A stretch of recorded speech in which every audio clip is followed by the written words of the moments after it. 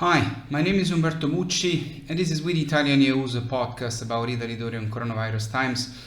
Today is Wednesday, November 18, and this is the video number 150.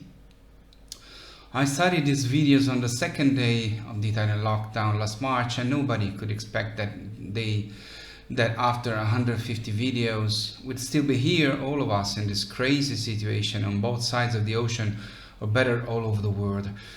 As expected, the contagion curve in Italy seems to be heading towards stabilization, and the positive swap rate yesterday dropped to 15.4%. But the forecasts were unfortunately also right about the fact that the number of daily deaths for COVID would be the last figure to decrease, and it isn't yet. On the contrary, yesterday we lost 731 Italians because of this virus, never so many since April 3.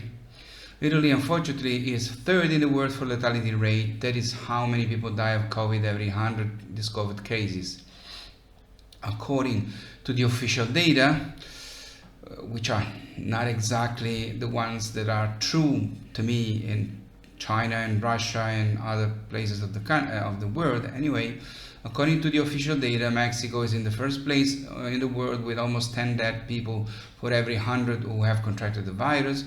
Iran is in second place with a little more than 5, and Italy is third with almost 4 deaths for every 100 cases discovered since the beginning of the pandemic.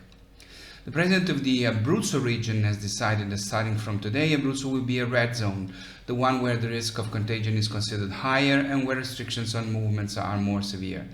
Abruzzo thus reaches the other regions in the red zone, which today are Calabria, Lombardy, Piedmont, Valle d'Aosta, Tuscany, Campania, and the autonomous province of Bolzano in Trentino Alto Adige. In the coming days, there could be new government decisions which could move some regions to zones with greater or lesser restrictions from those they have now, but also divide some regions, deciding a different level of restrictions only for some provinces, depending on the situation of contagion. But the biggest dispute between government and regions now concerns the parameters on the basis of which the government makes these decisions. The regions would like to reduce those parameters to 5, the government says no. The distrust towards the government is growing a lot, and to this has contributed the incredible series of mistakes it has made with the situation in Calabria.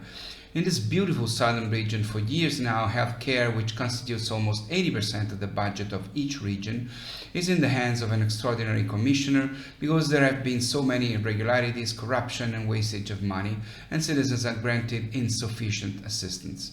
The COVID has obviously made things worse. 10 days ago, the government-appointed commissioner incredibly said on television that he didn't know he had to implement the COVID emergency plan. He didn't know. After much controversy, he resigned and the government appointed another one. It soon turned out that the new commissioner had declared on several occasions on video that masks are not necessary and that to catch the COVID, the only way is to kiss who is positive for 15 consecutive minutes. After other controversies, the second commissioner also resigned and the government appointed a third one. After a few hours, it was discovered that the third one is under investigation for some irregularities, and after the inevitable new controversy, he also resigned. At the moment I make this video, we do not know who will be the new commissioner, the fourth, in 10 days, but hopefully finally someone suitable will be appointed in Calabria. This explains why less and less Italians trust the government, and during a pandemic this is a very dangerous fact. Rome's Fiumicino Airport has been rated Europe's best airport for the third year in a row. The recognition is in the category of hubs with over 40 million passengers. This is the first time in the history of this service that the first place is awarded to the same airport for 3 consecutive years. This year, the prestigious result has particular importance because it concerns the measures taken and protocols adopted to contain the pandemic. The result confirms that Fiumicino is the most recognized airport in the world in the fight against COVID-19, ensuring safety and comfort for passengers. Here in Rome and throughout Italy, we look forward to welcoming all of you Italian Americans again when the situation will allow it. There is not only the Pfizer vaccine and the one from Moderna that are about to arrive in Italy. The one on which the English University of Oxford has worked on together with an Italian company is in its final phase, and in December it is expected the okay of the Commission that will evaluate it. Production has already started 3 months ago, and if all goes well in January, the first 2 or 3 million doses will arrive in Italy. The Italian company is committed to provide Italy with 70 million doses by June, but by March and April there will be already some tens of millions of doses. It seems that only one dose of the vaccine will be enough, and not two as for Pfizer's. It is being evaluated now if a second dose increases the success rate, which for the first dose already seems to be 90-95%. Another important fact is that, unlike Pfizer's dose, it should be stored at the temperature of a normal refrigerator.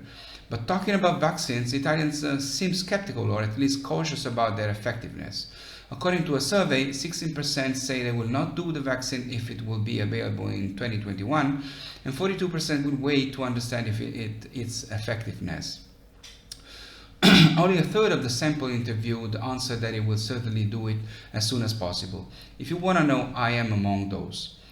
There is also pessimism about the availability. 58% believe that there will not be enough for everyone due to the incapacity of the Italian government to organize the logistics, and also in this I am definitely among them.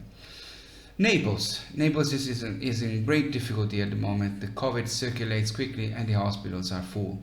But Naples is also the most brilliant place in the world, which does not lose its humanity even in these situations. Indeed, these are the moments when this humanity comes out. A Neapolitan tradition that dates back to the Second World War is that of suspended coffee. When you take a coffee at the bar, you pay for two, leaving one already paid for someone who cannot afford it, whoever it is, someone you don't know. During the first lockdown, it had become a habit in the poorest neighborhoods in Naples to leave the lunch suspended, some kind of food in a basket on the corner of two streets for those who had difficulty buying food. Today, in the neighborhood of Naples that curiously is called Sanità, which in Italian means health, they invented the suspended swab. Those who do a swab can pay two and leave one for those who cannot afford it. I have already said it, but I'm happy to repeat it. Naples is the last hope left in this world.